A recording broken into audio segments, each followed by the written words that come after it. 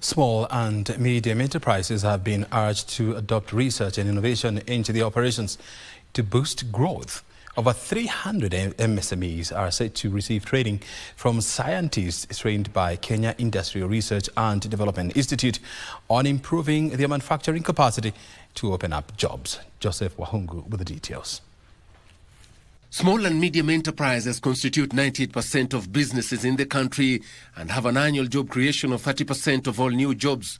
Rapid advancements in technology coupled with inadequate capital are some of the challenges the sector faces. Tapping into research and innovation has been tipped as the solution that will expand markets and give local products the chance to compete globally. The global market is highly competitive.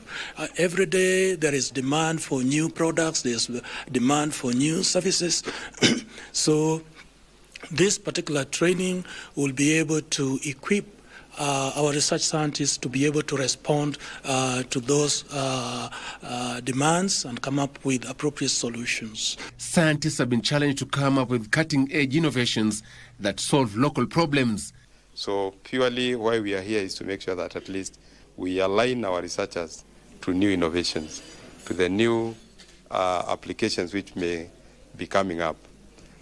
They should not just be there with the new technologies, with the older schools of the way we were doing things. Where are we today in the world? We must also compare ourselves with the so-called developed worlds. Experts called for more investments in research geared towards enabling the country to generate globally competitive products. We are looking at up to 300 MSMEs being trained during this financial year, and we hope that the impact out of these people who are trained, they can actually be able to employ 5 people. So we are looking at now eventually having 1,500 people being employed. And we believe that this impact is what will actually create jobs and eventually create wealth for the people of the country.